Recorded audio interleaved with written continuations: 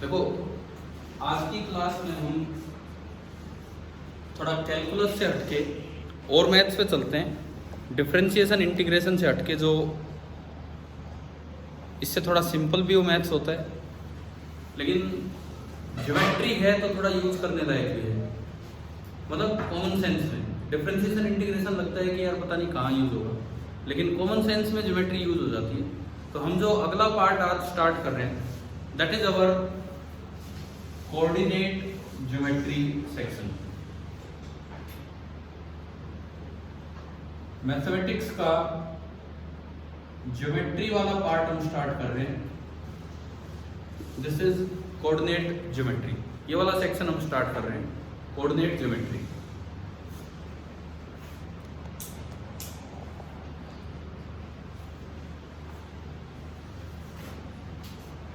देखो, आप 10th class में पॉइंट के बारे में पढ़ के आते हो, point x, y, x y axis बना के, है ना।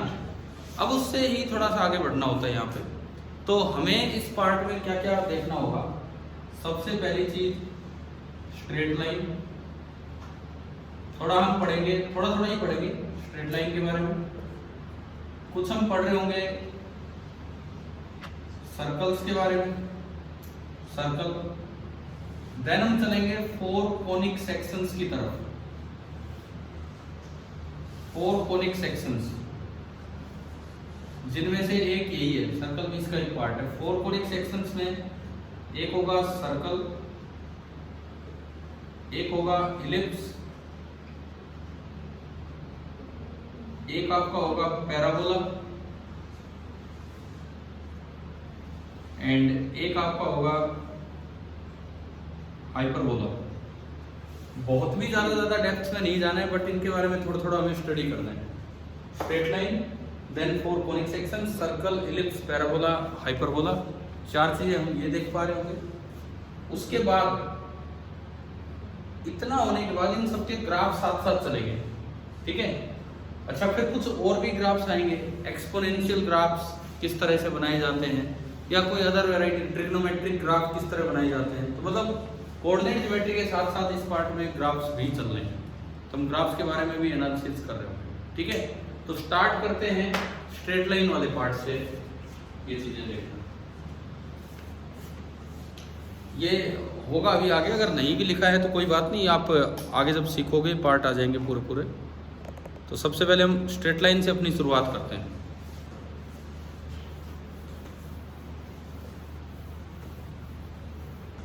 देखो, स्ट्रेट लाइन, कब तो ग्राफ स्ट्रेट लाइन होगा, क्या इसकी इक्वेशन होती है। इस तरह से हम अपना ये प्रोग्राम स्टार्ट करते हैं। स्ट्रेट लाइन की क्या इक्वेशन होती है, या कब कोई ग्राफ स्ट्रेट लाइन हुआ करेगा। जब भी कभी y डायरेक्टली प्रोपोर्शनल x हो, या फिर y x की सिंगल पावर पे डिपेंड कर रहा हो, तो हमेशा ग्राफ कैसा होगा, स्ट्रेट लाइन। जब भी कभी y x की सिंगल पावर पे डिपेंड करेगा तो ग्राफ आपका स्ट्रेट लाइन होगा। मतलब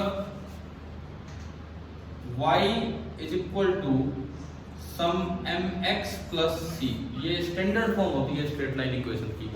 इधर y की पावर 1 है और इधर x की पावर। y और x तो वेरिएबल है, y is called dependent variable, it is depending on x is called independent variable, ठीक है ना।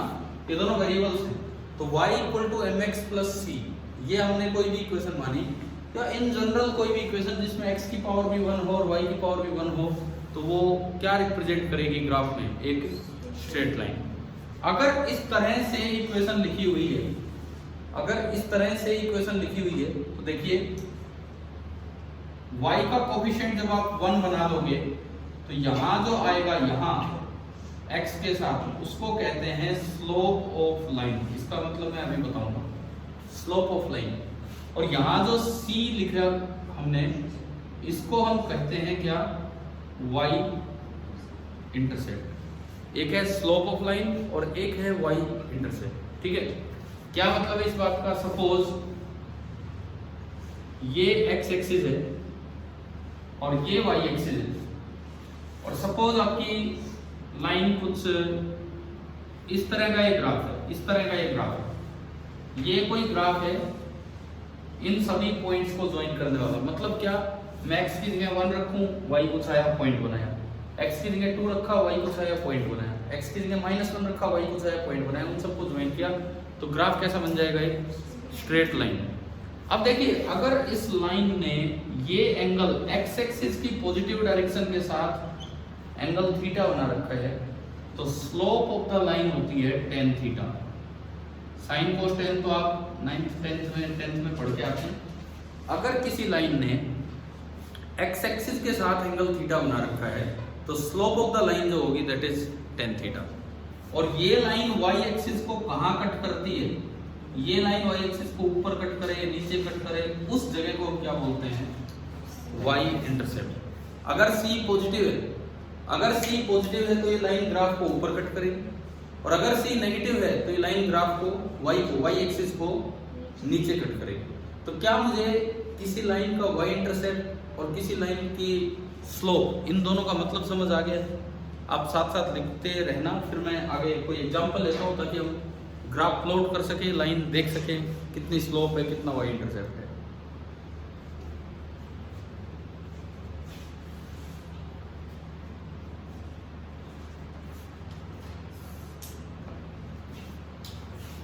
जैसे मान लो कोई इक्वेशन हमने ली,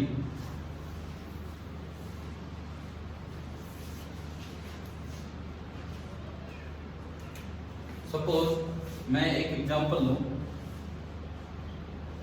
मुझे कोई इक्वेशन दी गई है 2y माइनस 2x बराबर 3,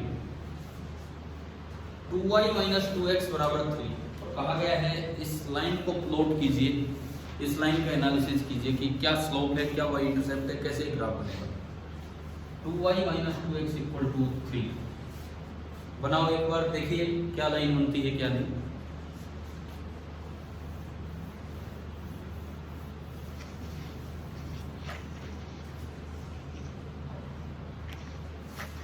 पहले इसको उस फॉर्म में कन्वर्ट करो जो स्टैंडर्ड फॉर्म होती है, y equal to mx plus c type. यहां से 2y बना, पहले उधर देंगे 2x प्लस 3।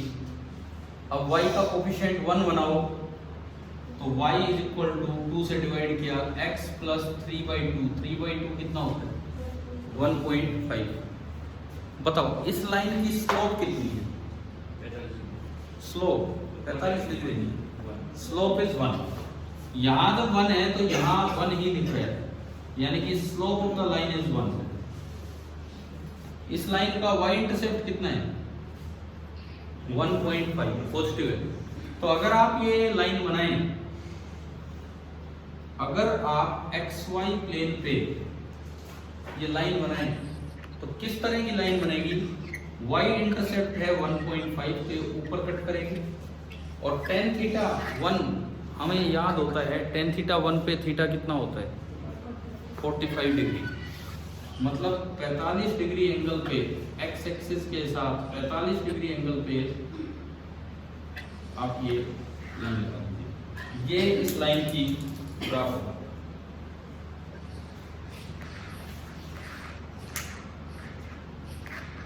शायद हमें कुछ आइडिया लगा स्ट्रेट लाइन कैसे बनानी है। कहीं भी किसी भी क्वेश्चन में y और x की सिंगल पावर रिलेट हो रही है तो ग्राफ स्ट्रेट लाइन होगा। किसी भी तरह से इक्वेशन लिखी हो आप इस तरह अरेंज कीजिए और उससे फिर आप ग्राफ बना पाओगे कि क्या है क्या नहीं। जरूरी नहीं कि हर बार आप एंगल डिग्री में लिख पाओ। कोई मान लो tan थीटा ही हो जाता 3, यहाँ तो tan थीटा कितना है 1, तो हमें याद है थीटा कितना होता है 45। अब tan थीटा 3 हो जाए तो याद तो नहीं है tan थीटा 3 पे क्या होगा क्या नहीं होगा। तो ऐसे में तो आप डायरेक्टली tan इनवर्स करके लिख सकते हैं। पता है कि नहीं पता है? अगर tan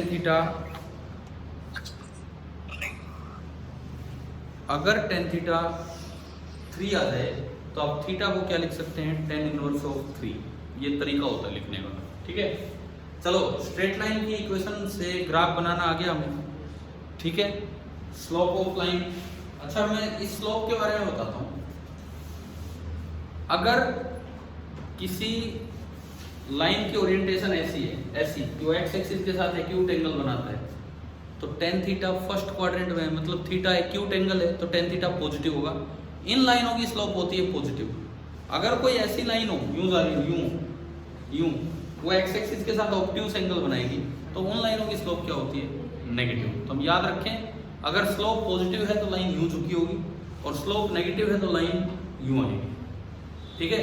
for acute angle tan theta is positive, for obtuse angle tan theta is negative. Clear है? ठीक है। अगर कोई line parallel to X axis आ जाए तो उसका एक्स एक्सिस के साथ एंगल कितना है, 0 डिग्री, तो उसकी स्लोप भी कितनी हो जाएगी, 0 डिग्री, मतलब 0, स्लोप भी हो जाएगी 0। तो क्या स्ट्रेट लाइन की ग्राफ और ये मतलब समझ आ गया है? ठीक है। अब देखो आगे, दो लाइनें कब तो पैरेलल हैं और कब परपेंडिकुलर है। दो लाइनों की आपने स्लोप निकाल ली, एक की स्लोप आप m1 निकाल रहे हैं और एक की स्लोप आप m2। स्लोप निकालनी हमने सीख ली है, कैसे निकालते हैं। देखो यहां दो बातें हैं कि फॉर पैरेलल लाइंस, अगर लाइनें एक दूसरे के पैरेलल हैं तो दोनों की स्लोप बराबर हो, m1 is equal to m2।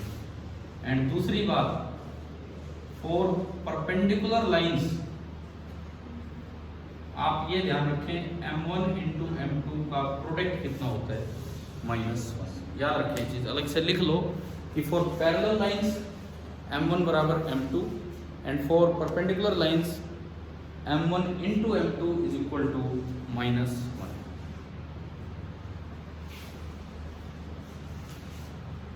Parallel lines के लिए बराबर होता है, परपेंडिकुलर लाइंस के लिए ये जो प्रोडक्ट है, ये प्रोडक्ट आपका -1 हो जाएगा। ठीक है।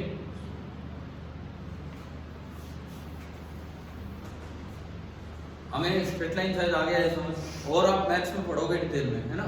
फिजिक्स में ऐसा नहीं कि सारा ही कोऑर्डिनेट ज्योमेट्री अभी हम करेंगे, तो एक आइडिया हमने ले लिया है कि कैसे लाइन प्लॉट होती है। ठीक है। अब इसके बाद इसमें आते हैं कॉनिक सेक्शंस। कॉनिक सेक्शन 4 होते हैं, circle, ellipse, parabola and hyperbola. तो एक बार ये समझो कि कॉनिक सेक्शन क्या होते हैं, कैसे बनते हैं। अगर हम कॉनिक सेक्शंस पे चलें, एक बार ये देख लेता हूँ पार्टिसिपेंट्स। भाई एक बार के लिए फिर कल की तरह अपने फोटो दिखाओ, अरे फेस दिखाओ। कौन कौन है क्लास में, एक बार अपने वीडियो ऑन कीजिए। एक बार 2 मिनट के लिए वीडियो ऑन कीजिए, मैं जस्ट देख रहा हूँ कौन कौन बच्चे हैं। सारे बच्चे यार नहीं कर रहे वीडियो ऑन, अब बाद में ऑफ कर लेना, एक बार मुझे देख लेने दो कौन कौन क्लास अटेंड कर रहे हैं।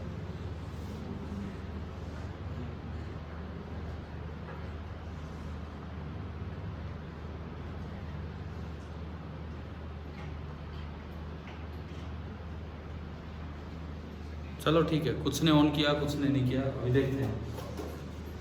अगला जो पार्ट है that is our conic section. Conic section का मतलब होता है कोन का एक सेक्शन। कोई कोन का एक सेक्शन आपने कट किया, कोन को एक प्लेन, कोन देखा है, आइसक्रीम कोन देखा होगा, आइसक्रीम कोन, और एक चक्कू लिया, चक्कू प्लेन होता है, उसको खच प्लेन कट करने और देखने की भाई कैसे प्लेन, कैसे आपको शेप मिलेगी आगे, वो देखना हमें। सपोज आपने कोन लिया, इस तरह का कोन लिया, ये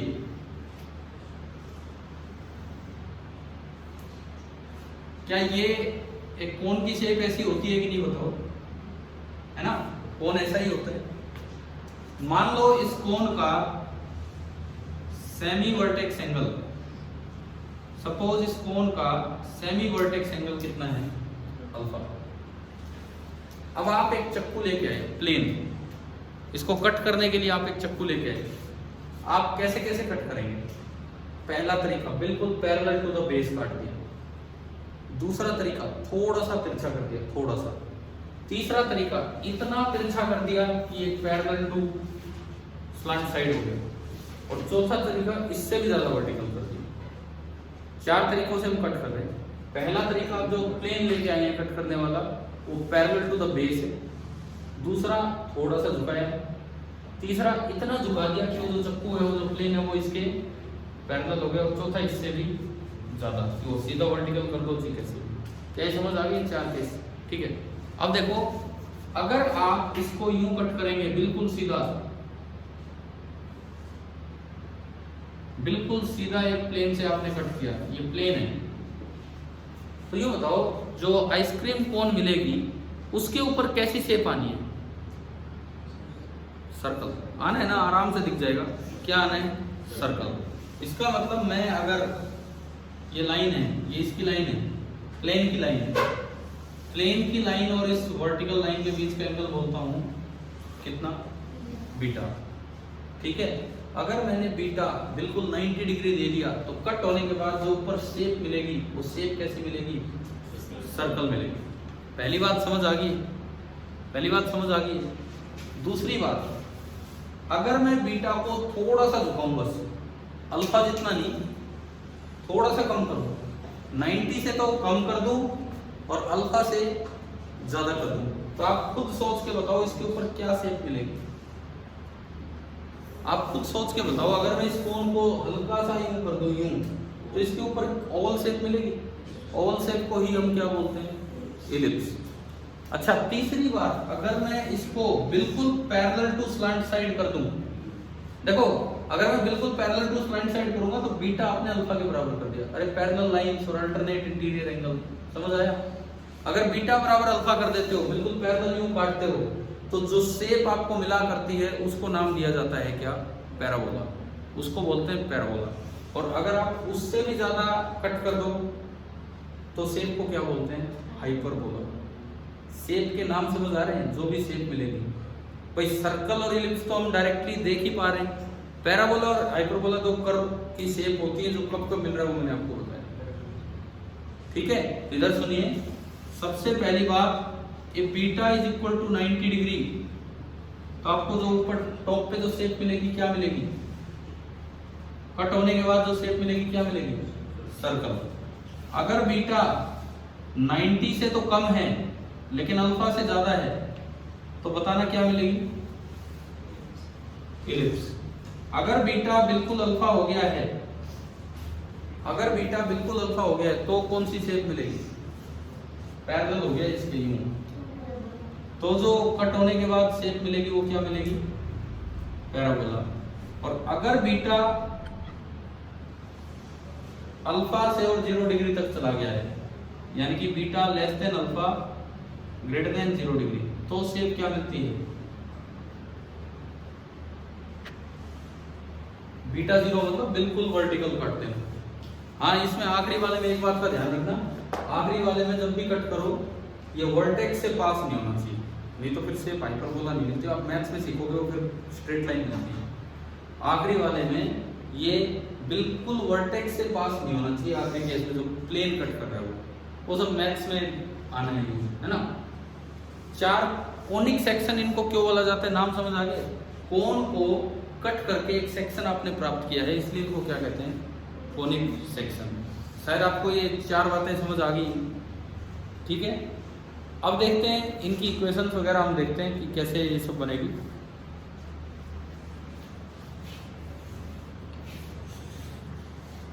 क्योंकि इनकी इक्वेशंस ही हमारे काम आनी है बहुत बहुत।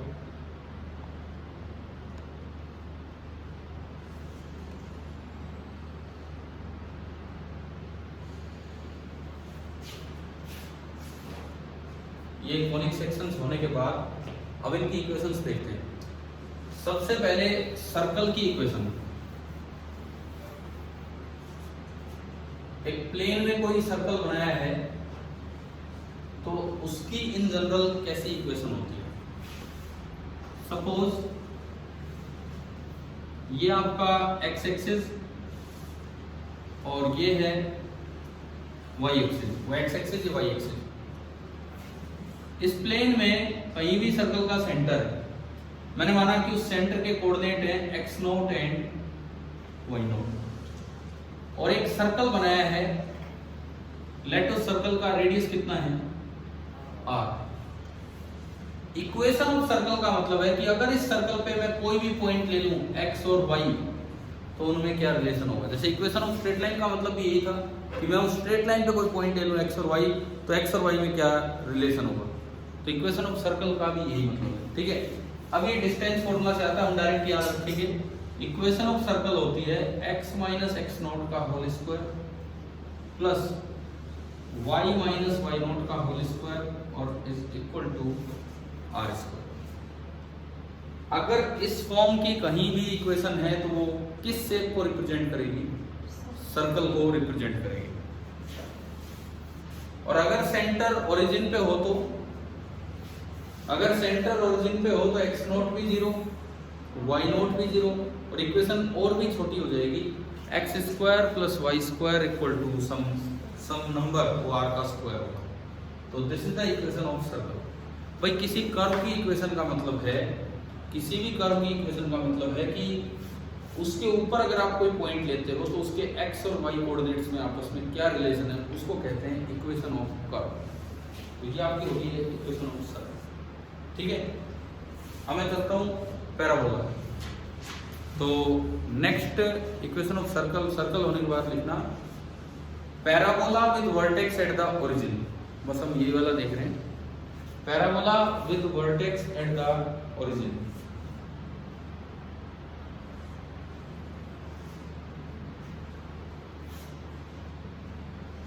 Parabola with vertex at the origin. अब ये वाला पार्ट हम देख रहे हैं।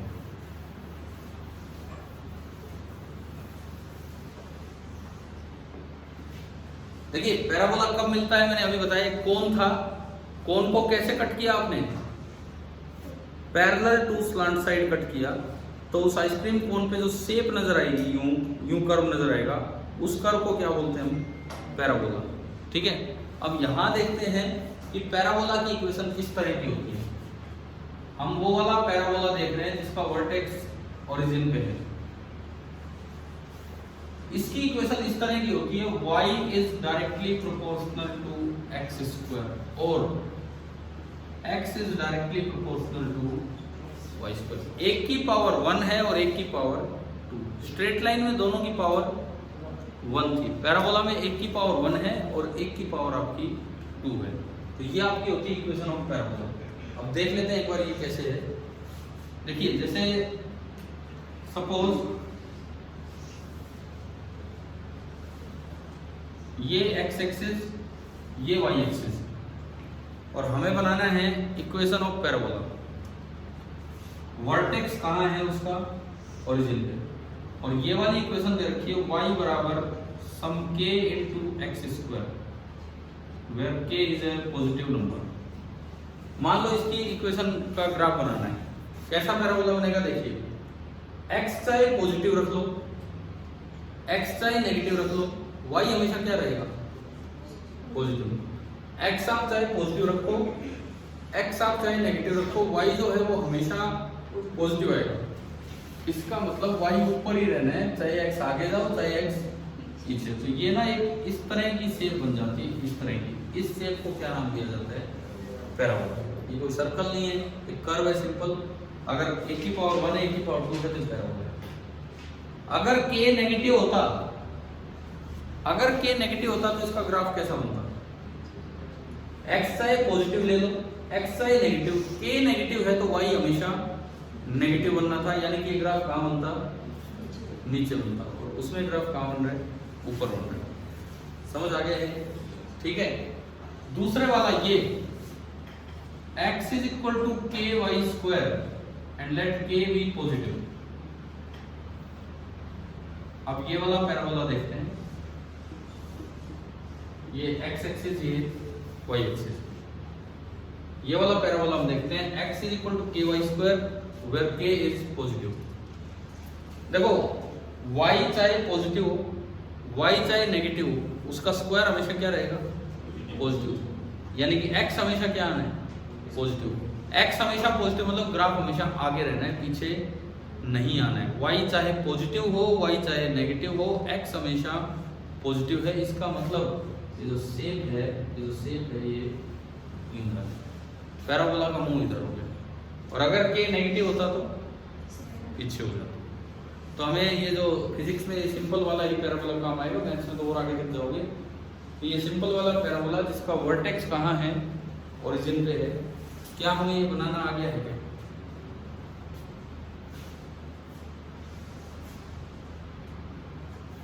हम थोड़ा इन शॉर्ट कोऑर्डिनेट ज्योमेट्री अपना कवर कर रहे हैं, बाकी चीजें आगे आगे बढ़ती चलेगी। जो बहुत ही जरूरी चीजें बस वो एक बार सीखते जा रहे हैं। ठीक है, आगे बढ़ते हैं इसमें।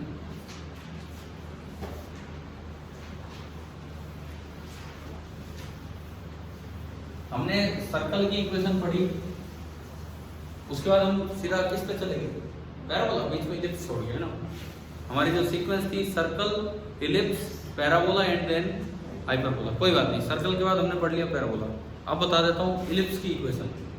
तो इक्वेशन ऑफ इलिप्स देखिए, इक्वेशन ऑफ इलिप्स, मान लो ये आपका एक्सिस सिस्टम है, ये एक्स एक्सिस है, ये वाई एक्सिस है और ये है ओरिजिन।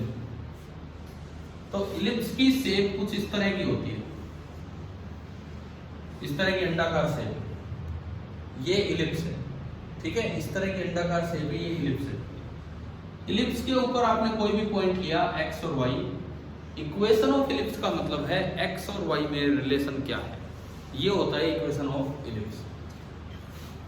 इस दूरी को अक्सर हम ए से रिप्रेजेंट कर देते हैं और इस दूरी को अक्सर हम बी से। जो बड़े वाला एक्सिस है उसको कहते हैं मेजर एक्सिस और जो छोटे वाला एक्सिस है उसको कहते हैं माइनर एक्सिस। तो इसका मेजर एक्सिस है 2a और माइनर एक्सिस है 2b। तो यहाँ पर एक दो टर्म्स डिफाइन होंगी, जैसे पहली टर्म सेमी मेजर एक्सिस कितना है, सेमी मतलब उसका आधा, तो सेमी मेजर एक्सिस कितना है a। दूसरी टर्म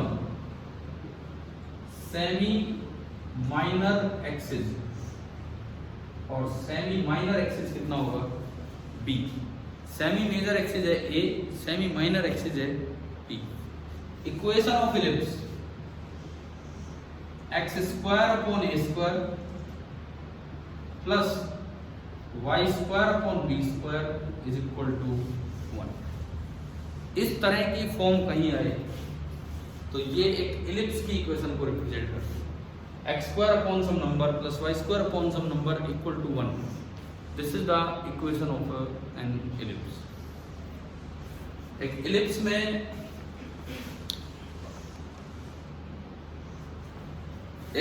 में देखिए इक्वेशन ऑफ इलिप्स में, ठीक है, इतना तो सब ठीक है। इलिप्स में दो फोकस होते हैं, एक फोकस इधर होता है सेंटर से और एक फोकस इधर होता है। एक नंबर इसमें इलिप्स में डिफाइन होता है जिसको कहते हैं एक्सेंट्रिसिटी, ई से डिनोट करते हैं। एक नंबर डिफाइन होता है एक्सेंट्रिसिटी ई और इनमें रिलेशन होता है e square is equal to 1 minus b square upon a square. E square is equal to 1 minus b square upon a square. This is the eccentricity of ellipse. And for ellipse ये जो eccentricity होती है 0 से और 1 के बीच में। जो planets हैं आपको पता होगा प्लैनेट्स की शेप कैसी होती है, ऑर्बिट की प्लैनेट की ऑर्बिट की शेप इलिप्टिकल, पता है ना। अर्थ हो गया, मार्स हो गया, ये दुनिया भर के प्लैनेट है। एक्चुअली ये कंफर्म कैसे हुआ था कि शेप इलिप्टिकल है? डाटा इकट्ठा करके उसकी एक्सेंट्रिसिटी निकाली गई और वो एक्सेंट्रिसिटी 0 से 1 के बीच में आ रही थी, तो उससे पता लगा कि शेप कैसी ऑर्बिट की, इलिप्टिकल। ठीक है, बहुत भी ज्यादा इलिप्टिकल नहीं होती है, नियरली सर्कुलर सी होती है, लेकिन फिर भी मतलब 1 के आसपास नहीं होती प्लैनेट्स की एक्सेंट्रिसिटी, 0 के आसपास होती है। अगर E बराबर 0 हो जाए तो सर्कल होता है। देखो ना, ये सर्कल कब होगा, जब A और B दोनों सेम होते हैं, सर्कल हो जाएगा। और अगर A और B बराबर हो गए तो 1 माइनस 1, E कितना आ गया 0। अगर E 0 की तरफ है तो वो सर्कल है। तो प्लैनेट्स के ऑर्बिट्स की जो एक्सेंट्रिसिटी है वो लगभग 0 की तरफ होती है, तो इसीलिए उनका ऑर्बिट नियरली सर्कुलर ही होता है, बट फिर भी एग्जैक्ट सर्कुलर नहीं होता है। कैसा होता है, इलिप्टिकल होता है। ठीक है, ये जो दो फोकस होते हैं सेंटर से एक ए डिस्टेंस इधर होता है और सेंटर से एक ए डिस्टेंस इधर होता है। इस तरह की बातें ग्रेविटेशन वाले चैप्टर में काम आती है। बाकी जब तक ग्रेविटेशन आएगा, जो नॉन मेडिकल वाले बच्चे हैं वो तो सीख चुके होंगे ग्रेविटेशन में, कोऑर्डिनेट ज्योमेट्री में कि इलिप्स में क्या क्या क्या पॉइंट है क्या, ठीक है। मेडिकल वालों को अभी बताने का इतना फायदा नहीं है क्योंकि तब तक उनके ध्यान नहीं रहेगा, तो वहीं पे बता दिया जाएगा। तो इसलिए हम इलिप्स की बहुत सारी डिटेल में अभी नहीं चलते हैं, एक बार एक हल्का सा आइडिया लेते हैं, ताकि क्या है जब फिजिक्स आगे बढ़ेगी तो चीज़ें जहाँ यूज होंगी वहाँ बता दी जाएंगी। एक इलिप्स में दो बातें और देख लो, इलिप्स का सरकमफेरेंस और इलिप्स का एरिया। एक सर्कल का सरकमफेरेंस क्या होता था, 2 पाई आर। 2 पाई आर को आप ऐसे लिख सकते हो पाई इंटू 2r, यानी कि pi into r plus r लिख सकते हैं ना। अरे क्योंकि उसमें दोनों साइड रेडियस बराबर था, तो pi into r plus r की जगह क्या हो जाएगा, यानी कि ये जो इसका सरकमफेरेंस है, आउटर बाउंड्री की लंबाई, आउटर बाउंड्री की जो लंबाई होगी वो होगी पाई इंटू ए प्लस बी। आउटर बाउंड्री की जो लंबाई होगी वो होगी पाई इंटू ए प्लस बी, ठीक है। और जो एरिया होगा उसी तरह सोच के बताओ, एरिया भी उसी तरह से वहां होता था सर्कल में पाई इंटू आर स्क्वायर, मतलब आर इंटू आर, तो यहाँ क्या बनेगा पाई इंटू ए इंटू बी। तो इलिप्स का सरकमफेरेंस वही सर्कल से आइडिया लगा, इलिप्स का एरिया वो भी हमें सर्कल से ही आइडिया लगा, ठीक है। इलिप्स की बेसिक सी जानकारी आपको मिल गई है। भाई जो बच्चे 22 अभी आप ऑनलाइन प्रेजेंट हो, ये मीटिंग ऑफ होगी रोज की तरह 40 मिनट बाद, तो कंटिन्यू कर देना उसी लिंक से दोबारा थोड़ी देर हो। हम कोऑर्डिनेट ज्योमेट्री को इन शॉर्ट आज निपटा रहे हैं, पूरा कर रहे हैं। ये आपका हो गया इलिप्स। हमने स्ट्रेट लाइन पढ़ा, हमने सर्कल पढ़ा, पैराबोला और इलिप्स, 4 पॉइंट हो चुके हैं। आखिरी पॉइंट पे चलते हैं, क्या, हाइपरबोला। अब हम आखिरी चीज पे यहाँ पे चल रहे हैं, हाइपरबोला। और फिर हाइपरबोला के बाद चलेंगे कुछ एक्सपोनेंशियल ग्राफ्स की तरफ। हाइपरबोला के बाद हम कुछ एक्सपोनेंशियल ई की पावर के साथ वेरिएशन, नेपियर कांस्टेंट के साथ वेरिएशन, कुछ उन ग्राफ्स को देख रहे होंगे कि किस तरह के क्या ग्राफ होते हैं। सबसे पहले हम चलते हैं हाइपरबोला पे।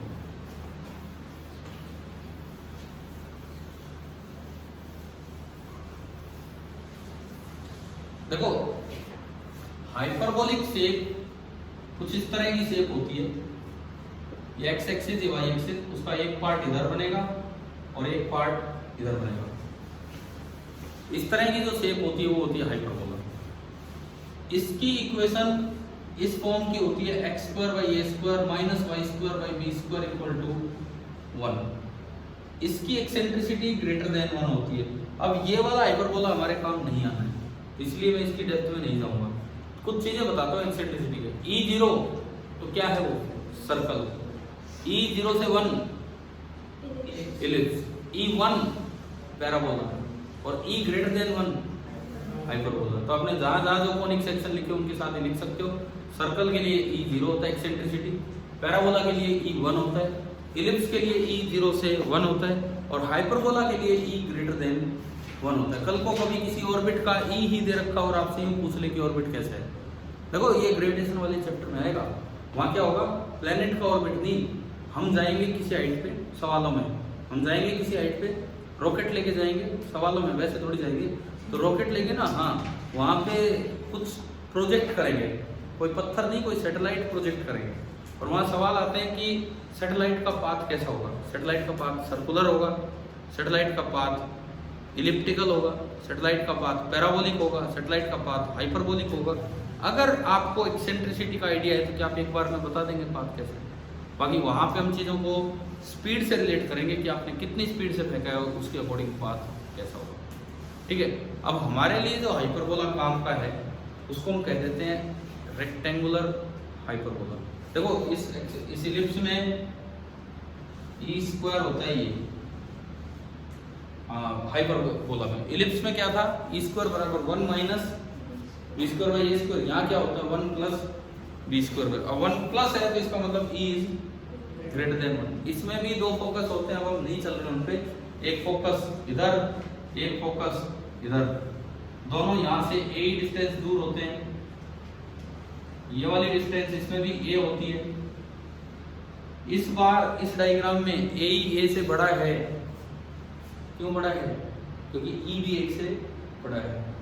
पिछले डायग्राम में इलिप्स वाले में आप देखोगे तो ए एक से छोटा था, आप खुद कंपेयर कर लो अपने डायग्राम में, यहाँ जो ए की लंबाई है वो ए से बड़ी है, क्योंकि ई जो है वो एक से बड़ा है। वहाँ जो ए की लंबाई थी आप देखोगे डायग्राम में तो ए से छोटी है, क्योंकि वहाँ ई एक से छोटा है। एक स्पेशल बात, ये फोकस क्या होते हैं, ये फोकस F1 F2। अगर मैं इलिप्स में बात करूं तो फोकस का क्या मतलब है, और अगर मैं हाइपरबोला में बात करूं तो फोकस का क्या मतलब है। आप एक पेज पे दो ऑल पेन लगा दो, कील लगा दो कहीं, एक धागा लो, ठीक है, एक धागा लो फिक्स लंबाई का, ढीला सा, यहाँ बांध दिया, यहाँ बांध दिया, ढीला सा धागा लिया, एक पेंसिल ली और धागे के अंदर लगा के उसको टाइट कर दो। इतना टाइट नहीं कि पिन उखड़ जाए, पिन लगी रहे, आप धागे को टाइट रखते रखते रखते रखते शेप बनाओ उस पर, वो जो शेप बनेगी वो इलिप्स बनती है। और वो जो दो कील की जगह है उनको फोकस कहते हैं, जो दो फिक्स पॉइंट है उनको क्या कहते हैं हम? फोकस। अच्छा, आप इस तरह रख रहे हो कि धागा टाइट रहे, तो क्या धागे की लंबाई कांस्टेंट है? भाई धागा टाइट है तो धागे की लंबाई तो कांस्टेंट है, मतलब इलिप्स के ऊपर कोई पॉइंट है, उसकी पहले फोकस से दूरी प्लस दूसरे फोकस से दूरी क्या है? कांस्टेंट। जब भी याद रखना, फिजिक्स में कहीं जरूरत पड़े, एक ऐसे पॉइंट का पाथ क्या होगा जिसके दो फिक्स्ड पॉइंट से डिस्टेंस का सम कांस्टेंट हो, तो वो पाथ हमेशा क्या होगा? इलिप्स होगा। एक ऐसे पॉइंट का पाथ क्या होगा जिसका दो फिक्स्ड पॉइंट से डिस्टेंसेस का सम कांस्टेंट है, तो उसका पाथ कैसा होता है? इलिप्स। मैं एक बार तीसरी बार रिपीट कर रहा हूँ, एक ऐसे पॉइंट का पाथ, कहीं भी कर्व पाथ पूछा जाए, क्या होगा जिसका दो फिक्स पॉइंट से डिस्टेंसेस का सम कांस्टेंट है, तो उस पॉइंट का पाथ कैसा होता है? इलिप्स। और उन दो फिक्स पॉइंट को क्या बोलते हैं? फोकस। सिमिलरली अगर उन दो फिक्स पॉइंट से डिस्टेंस का डिफरेंस कांस्टेंट हो तो हाइपरबोला। सम कांस्टेंट है तो इलिप्स और डिफरेंस कांस्टेंट है तो हाइपरबोला। और यहाँ भी उन दो फिक्स पॉइंट को क्या नाम दिया जाता है? फोकस ही दिया जाता है। जैसे दो फोकस है तो आप यहाँ कोई पॉइंट लोगे, इससे दूरी माइनस इससे दूरी, ये कांस्टेंट रहेगी, इस रास्ते कहीं चल लो, ये दूरी माइनस ये दूरी क्या रहेगी? कांस्टेंट ही रहेगी। हम एक बार इनकी मीटिंग दोबारा से स्टार्ट कर देते हैं। समझ आ रहा है ना भाई? ये कुछ असाइनमेंट है, लास्ट में एकदम मत भागना, मैं मीटिंग ऑफ करूँ तो आप लेके जाना।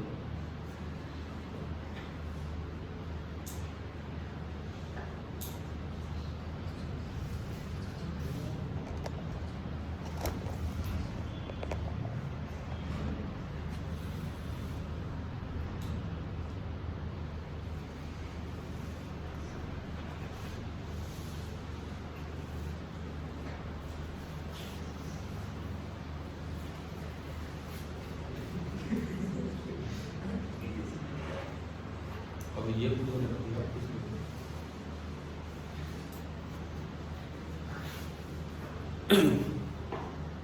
हम दोबारा से आगे बढ़ते हैं। देखो, बहुत शॉर्ट में हमने काफी कर्व्स के बारे में जान लिया जो जो हमारे काम के आते हैं, ठीक है। अब इसमें एक स्पेशल हाइपरबोला होता है, मैं एक बार फिर से रिपीट कर दूं। अगर दो फिक्स पॉइंट से डिस्टेंसेस का सम कांस्टेंट है तो उस मूविंग पॉइंट का पाथ कैसा होगा? इलिप्स। अगर दो फिक्स पॉइंट से डिस्टेंसेस का डिफरेंस कांस्टेंट है तो उस मूविंग पॉइंट का पाथ कैसा होगा? हाइपरबोला। और ये जो दूसरी बात मैंने बताई ना हाइपरबोला, ये ऑप्टिक्स में 12th में यूज होगी ये चीज। ये लोकस मतलब ये पाथ पूछा जाएगा आपसे तब याद आएगा, नहीं कि भाई कौन सा है कौन सा नहीं। तो कम से कम ये दो बातें याद रखना। और इन फिक्स पॉइंट्स को नाम दिया जाता है फोकस। फोकस का प्लूरल होता है फोकाई, FOCI ये होता है, ठीक है। चलें आगे बढ़े। इसमें एक स्पेशल हाइपरबोला होता है जिसको कहते हैं रेक्टेंगुलर हाइपरबोला। तो for rectangular hyperbola B is equal to A। For rectangular hyperbola चाहे तो आप लिख सकते हो for rectangular hyperbola b is equal to a, और अगर b और a बराबर होंगे तो e स्क्वायर आएगा 1 + 1 2, तो e आपका कितना हो जाएगा √2। तो रेक्टेंगुलर हाइपरबोला के लिए जो e बनेगा वो √2 बनेगा। अब हमारे काम का कैसा रेक्टेंगुलर हाइपरबोला है, बाकी वो सब तो आपको मैथ्स वाले सिखाएंगे, उनके एसिम्पटोट्स होते हैं, वो परपेंडिकुलर होते हैं, वो हमें नहीं करना। एसिम्पटोट का नाम ही क्यों ले, गलती से ले दिया, ठीक है ना, तो काम थोड़ी आना हमारे लिए रेक्टेंगुलर हाइपरबोला कब कब रहेगा वो सुनिए। जब भी कभी फिजिक्स में ऐसा कुछ आ जाए कि y is inversely proportional to x, भाई y प्रोपोर्शनल टू x है तो graph straight line, y proportional to x square है तो ग्राफ बोलो, अगर y proportional to x square आ जाए तो graph parabola, y proportional to x आ जाए तो स्ट्रेट लाइन, और y प्रोपोर्शनल टू 1/x आ जाए तो इसका जो ग्राफ होता है ये कौन सी शेप होती है आपकी, रेक्टेंगुलर हाइपरबोला। ये आप लिख जरूर लेना, ये आपका होता है रेक्टेंगुलर हाइपरबोला।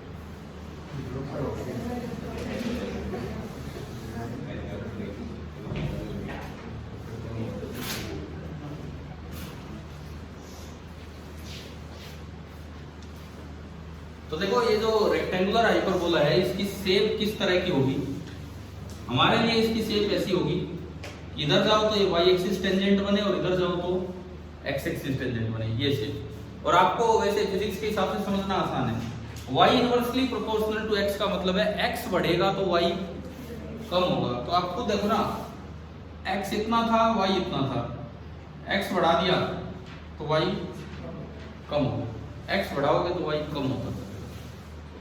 क्या ये समझ आ गया है? ठीक है, ये हमारा होता है रेक्टेंगुलर हाइपरबोला। देख लो एक बार। अब मैं कोऑर्डिनेट ज्योमेट्री में कुछ और कर्व्स की तरफ चलूंगा इसके बाद।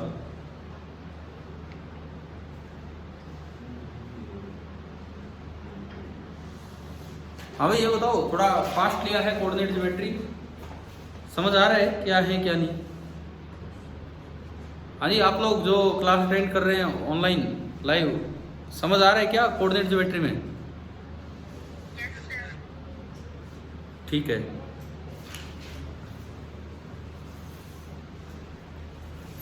अब देखो, कुछ ऐसे ग्राफ होते हैं जिनको हम कहते हैं एक्सपोनेंशियल कर्व। एक्सपोनेंशियल कर्व ये वाले हम देखते हैं कि भाई क्या होते हैं एक्सपोनेंशियल कर्व। इसमें पहला है डिक्रीजिंग,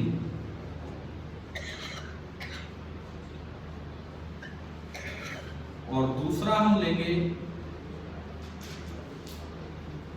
इंक्रीजिंग। पहला है डिक्रीजिंग और दूसरा हम लेंगे इंक्रीजिंग एक्सपोनेंशियल कर्व में। देखो, अगर कोई इक्वेशन इस तरह की है, y बराबर some constant number into e raise to power minus some constant into x, या फिर माइनस x बाई कोई नंबर, और उस नंबर को मैंने टो से डिनोट कर लिया। टो ये सिंबल होता है TAU, TAU ताऊ नहीं है, TAU टो बोलते हो, है ना, एक सिंबल होता है। तो अगर इस तरह का कोई है, फॉर एग्जाम्पल y बराबर 5 into e raise to power minus x by 2, या आप इवन ये भी लिख सकते हो माइनस 2x, एक ही बात है। तो इसका जो ग्राफ होता है, इस शेप का जो ग्राफ होगा, ये y है, ये x है। सबसे पहली बात x बराबर 0 रखो इसमें, e की पावर 0 हो गया। e की पावर 0 कितना होता है 1, तो y कितना आ गया 5। x बराबर 0 पे ये y आ गया 5। अब जैसे जैसे पावर बढ़ेगी, e की नेगेटिव पावर बढ़ेगी। e की अगर नेगेटिव पावर बढ़ेगी, मतलब ये डिनोमिनेटर में आ रहा है, e की नेगेटिव पावर मतलब डिनोमिनेटर बढ़ रहा है। डिनोमिनेटर बढ़ रहा है तो पूरी वैल्यू कम होगी। और ये कहीं भी 0 नहीं होना, ये इन्फिनिटी पे जाके बहुत ही लंबे समय के बाद जाके 0 होगा। इस तरह के ग्राफ को कहते हैं एक्सपोनेंशियली डिक्रीजिंग। ये आपका होता है एक्सपोनेंशियली डिक्रीजिंग ग्राफ। ठीक है, ये वाली फॉर्म होती है एक्सपोनेंशियली डिक्रीजिंग ग्राफ। अगर कुछ इस तरह का एक्सप्रेशन हो, अगर आपको कुछ इस तरह का एक्सप्रेशन दिया हो, y बराबर a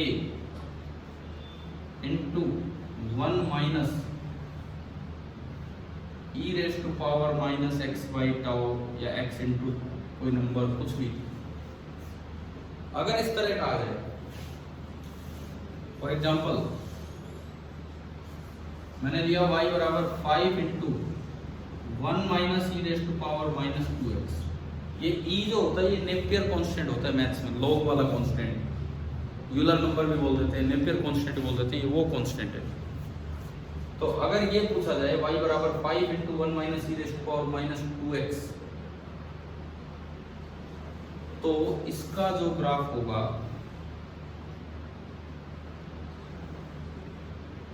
सबसे पहले आप x0 रख के बताओ कि क्या वैल्यू आ रही है। इस एक्सप्रेशन में x0 रख के बताएं कि क्या वैल्यू आई है। x की जगह 0 रखा, e की पावर 0, 1 माइनस 1 इज 0, यानी कि x0 पे ये 0 है। और अगर x इन्फिनिटी रख दो, बहुत ही बड़ी वैल्यू, तो e की पावर माइनस इन्फिनिटी होती है 1 अपॉन e की पावर इन्फिनिटी, यानी कि 1 अपॉन बहुत बड़ी 1 अपॉन बहुत बड़ी मतलब 0।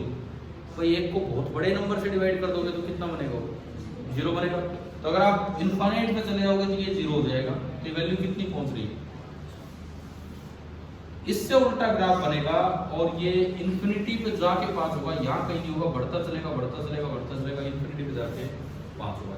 ये वाला ग्राफ होता है एक्सपोनेंशियल इंक्रीजिंग ग्राफ, ये वाला ग्राफ होता है एक्सपोनेंशियली डिक्रीजिंग ग्राफ। आपको सेम इसके अकॉर्डिंग याद रखनी है। अगर इस तरह की इक्वेशन कहीं आए तो एक्सपोनेंशियल डिक्रीजिंग, और इस तरह की इक्वेशन कहीं आए तो एक्सपोनेंशियली इंक्रीजिंग।